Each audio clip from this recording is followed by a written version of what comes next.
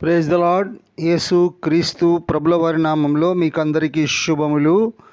అలసిన వాణిని ఊరడించు మాటలు. సహోదరుడు భక్సింగ్ గారి యొక్క పరిచర్య నుండి సేకరించిన అనుదిన ధ్యానములు.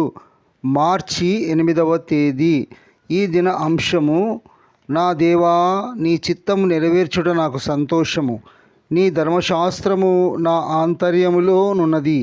కీర్తనలు 40వ అధ్యాయము 8వ వచనము. దావీదు సాహసోపేతమైన వ్యక్తిగానున్నాడు. దావీదుకు తన వడిసెల 5 రాళ్లను బట్టి గర్వించదగిన కారణము గలదు. ఎందుకనగా వాటి ద్వారా సింహమును, ఎలుగుబంటిని, గొల్యాతును అతడు చంపగలిగాను. దావీదునకు తాను గర్వించదగిన ఇతర అర్హతలు కూడా గలవు. అనేక వాయిద్యములను వాయించుటలో అతడు నేర్పరి. సామాన్య కాపరుల వలె అతడు అమాయకుడు, బుద్ధిహీనుడు కాడు.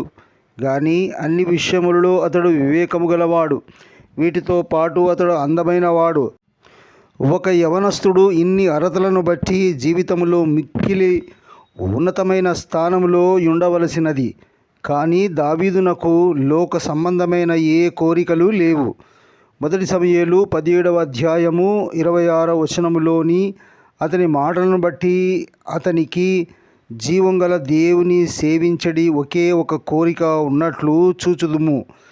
దేవుడు అతనితో ఇలాగూ చెప్పెను: దావీదు, నీవు నన్ను సేవించగోరినెడలా, నా నమ్మకత్వమును అనుభవించగోరినెడలా, నీవు 5 రాళ్లపై, వడిసెలపై కానీ, నీ ఉన్నతమైన అర్హతలపై కానీ, నీ మానవ జ్ఞానంపై కానీ ఆధారపడవద్దు. నేను నీ 5 రాళ్లను తీసివేసి ఇంకా శ్రేష్టమైన 5 నీకు ఇచ్చేదను. ప్రభువు మోషేను మిద్యాను తీసుకొని పోయినట్లు ఇప్పుడు దావీదును 5 ఉన్నతమైన అనుభవముల ద్వారా తీసుకొని వెళ్ళి ఆయుధములుగా వాడుటకు ఒకదానిని తర్వాత ఒకటి చొప్పున 5 రాళ్లను అతనికి ఇచ్చాను. మనము కూడా దేవుని మార్గము ఆ విధముగా నుండును. తక్కువ విలువగలవి, తక్కువ ఉపయోగకరముగా నుండినవి తీసివేసి వాటికి బదులు మంచివి, గొప్పవి ఆయన మనకిచ్చును. దావీదు జీవించిన దినములలో దేశమంతటిలో అతడే ఉన్నత అర్హతలు గల వ్యక్తి. ఈ అర్హతలను బట్టి తన దేశస్థుల చేత అధికముగా అభినందించబడుదునని దావీదు తలంచి ఉండవచ్చును. దానికి వ్యతిరేకముగా ఈ అర్హతలే అసూయ చేత నింపబడిన సౌలు అతనికి శత్రువుటకు కారణమాయెను. 3 పర్యాయములు సౌలు దావీదును చంపుటకు ప్రయత్నించెను. దావీదు అడవిలోనికి పారిపోవలసి వచ్చెను. ఆ విధముగా దేవుడు అతనిని అదుల్లాము గుహలోనికి తెచ్చెను. అదుల్లాము అనగా విశ్రాంతి తీసుకొను స్థలము. అదే సమయంలో దేవుడు అబ్యాతారు అని యాజకుని దావీదు యొద్దకు తీసుకొని వచ్చెను. అబ్యాతారు తనతో ప్రధాన యాజకుని యొక్క ఏఫోదును తెచ్చెను. ఆ విధముగా దావీదు యాజకుని ద్వారా, ఏఫోదు ద్వారా దేవునితో మాట్లాడుట నేర్చుకొనెను. తన వడిసెలలోని 5 రాళ్లకు బదులుగా దేవుడు అతనికి ఇవ్వగోరిన మొట్టమొదటి ప్రశస్తమైన రాయి ఇదే. కాబట్టి మొట్టమొదటి రాయి దేవునితో మాట్లాడు సామర్థ్యమును గూర్చి మన జీవితములలో, పరిచర్యలో ప్రతి దాని కొరకు దేవుని చిత్తమును తెలుసుకొనుటను గూర్చి తెలియజేయుచున్నది.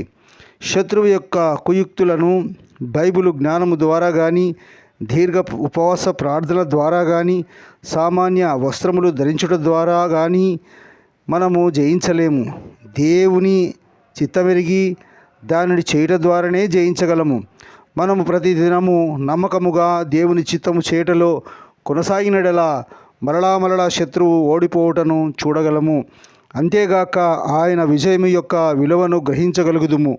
కాబట్టి దేవునితో ఏ విధముగా మాట్లాడవలెనో, ఆయన చిత్తమును ఎట్లు కనుగొనవలెనో, పూర్ణమైన విధేయతను ఎట్లు కనపరచవలెనో ప్రభు మనకు నేర్పించును గాక. ఇదియే దేవుడు దావీదుకి ఇచ్చిన మొదటి రాయి. దేవుడి లేఖన భాగాలను ఆశీర్వదించును గాక. Praise the lord.